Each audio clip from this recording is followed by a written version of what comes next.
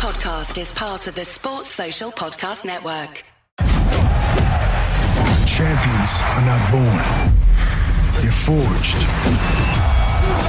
This is about turning the ordinary into undisputed. Available now. Ade Oladipo, brought to you by Undisputed. All right, people, this is a bit random, but me and this guy, Mr. Rory Jennings, just had a little chat about football. And I know he loves his boxing, so this could go anywhere. Mate, this is an honour. This might be my debut on the... This is your debut. On the Ade Oladipo channel. It is boxing as well. But, I've always wanted to speak to you about boxing because, obviously, I get a bit peed off with it. But I'm a hardcore boxing fan. Yeah.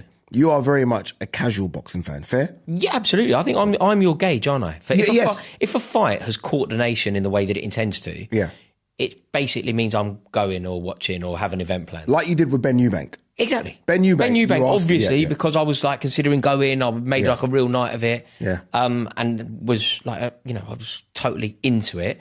Equally, there are fights that don't necessarily catch me. So because you're so involved, I can tell you what has and hasn't necessarily caught the nation. Okay, great question. First off, to kick it off, how healthy is boxing for you right now? I mean, I'm loving it. But I don't have this kind of vested interest that you have. I'm not involved.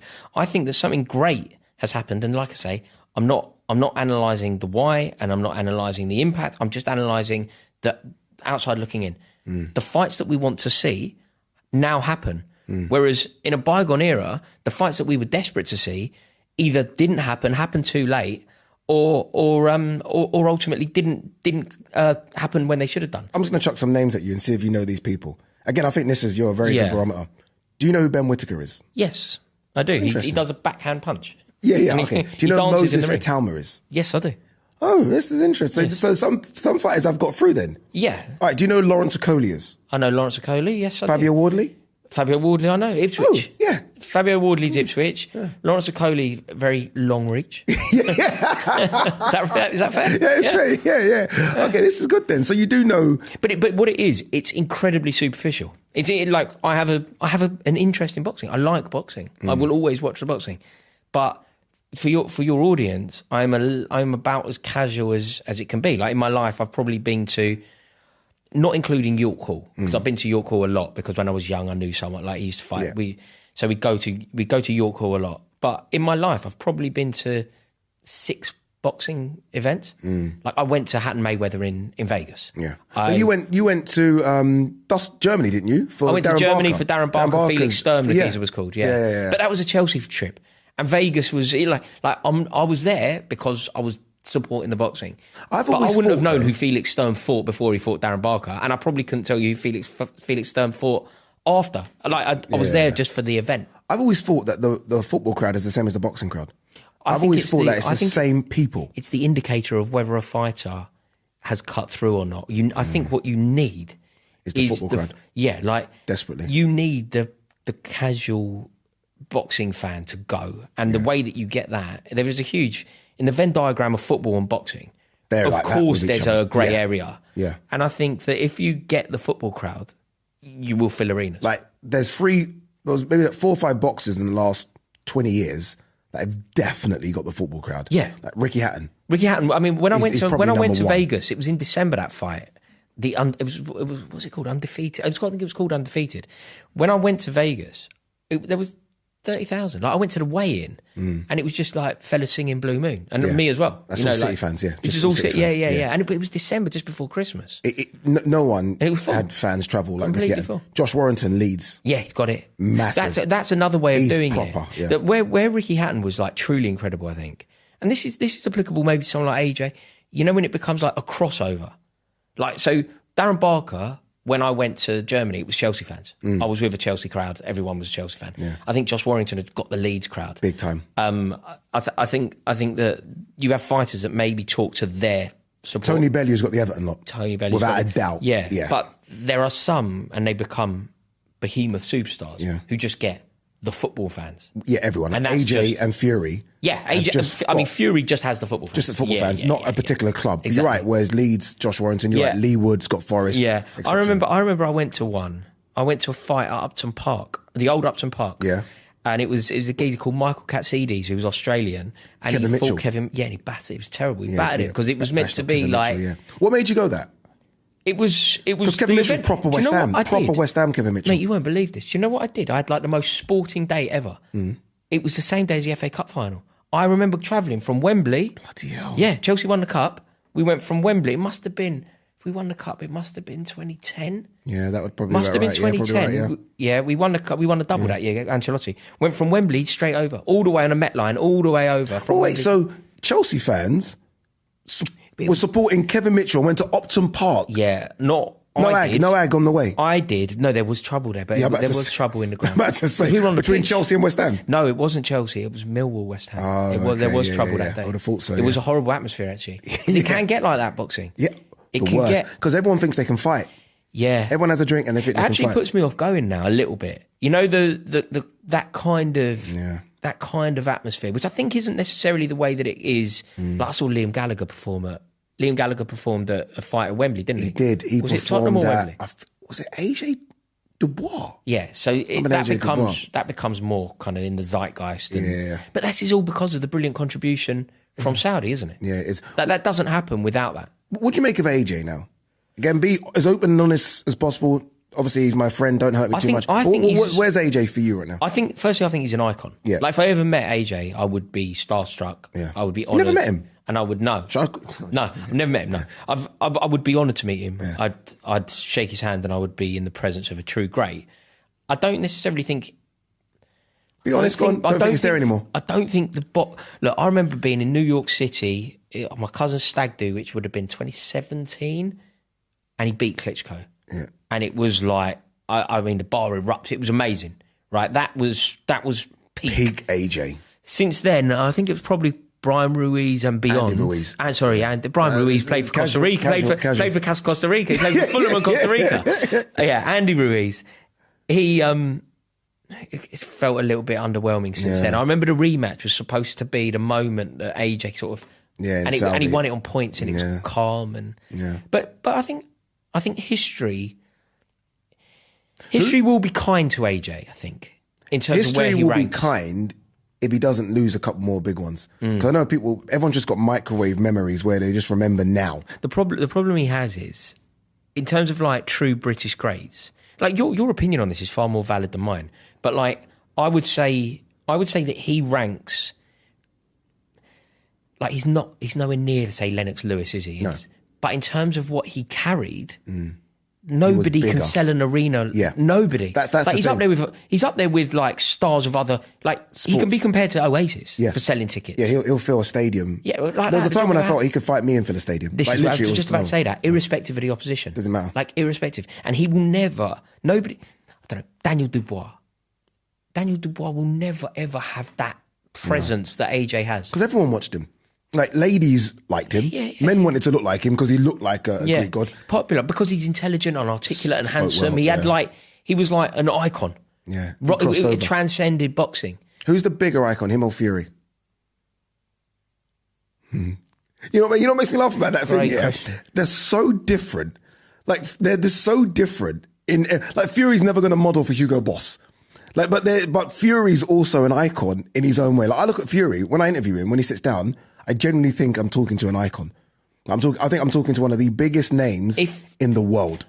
I would prefer. This isn't. You're better to answer this. No, with you regards to are. The No, boxing you chat. are. No, but this is why I think you're the perfect guest. Yeah, because I've never met you either. are. Because forget me, because I am Mr. Boxing. I like both. Yeah. I like both, and I would be honoured to meet both. Who is the biggest icon? I think Joshua's presence is bigger.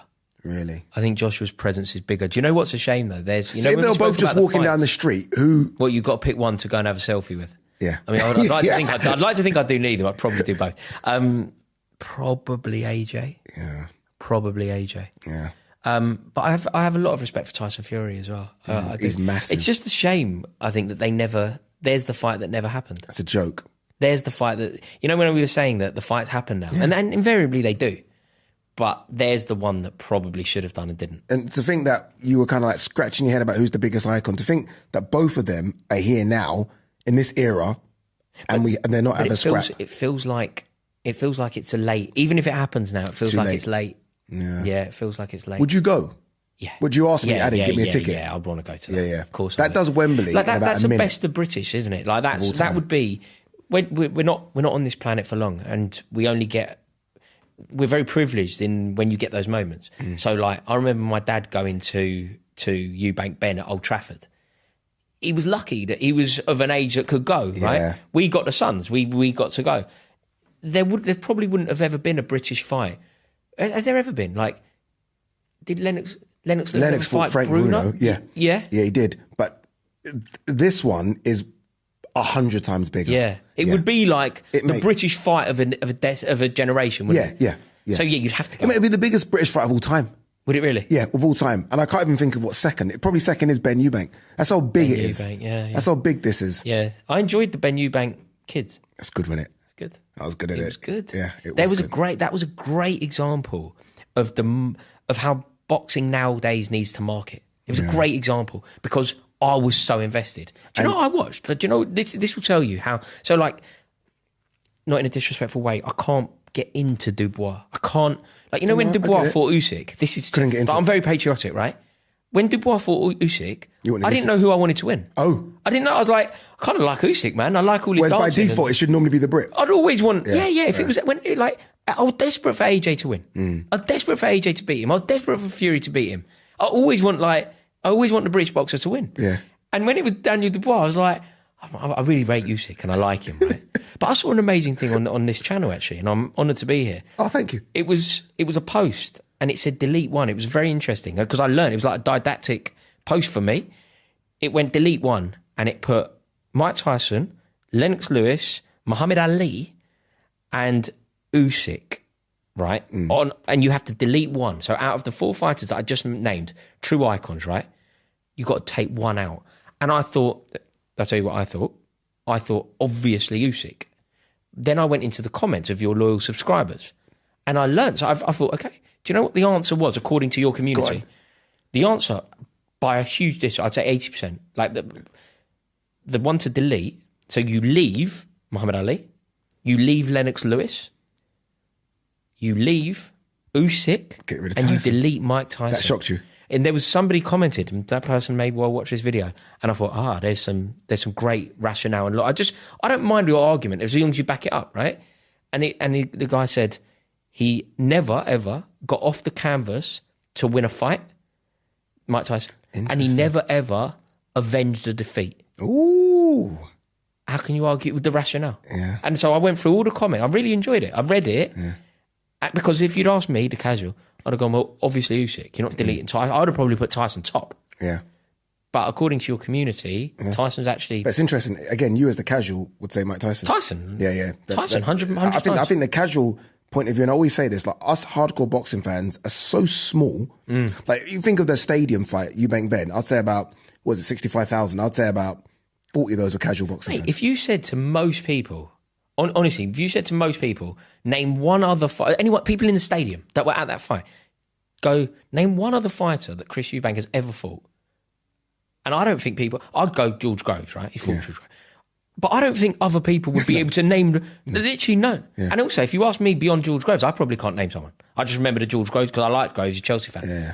But it doesn't matter, does it? Because for that day, in that moment, the world is watching, and that template should be used, I reckon, for other boxers, because the marketing of that, it was unbelievable. Eddie Hearn would love to hear from you. I feel like we should have you and Eddie Hearn have a sit down. I love Eddie Hearn. I love Eddie Hearn. Eddie Hearn's one of my favourite people. I genuinely mean that. Eddie Hearn is one of my favourite people. I love everything about him. I think he's a king. I think he's an absolute king. A credit to London, a credit to England. I absolutely love him. I've never met him. How do I meet Eddie Hearn? I'd be so stunned. You know, if you went, there's Tyson Fury, there's AJ, and there's Eddie Hearn. Eddie Hearn. Over Frank Warren. I love Frank Warren. Mate. I love Frank Warren. I thought you liked Frank more than Eddie. I love the interview. You ever seen the interview from Frank Warren when he's about 30 and he calls a journalist? Can you? Of course you profanity? Yeah. He goes, "You prick." You know, he's about 30 years old. He's got the most London Islington accent. You prick. It's brilliant. But no, I think Eddie Hearn's an absolute king. But those two, the marketing of that, I watched an entire Piers Morgan. They had them on. Perfectly done. I watched the whole, the 55 minutes. I watched the whole thing. Okay, very quickly, ending this.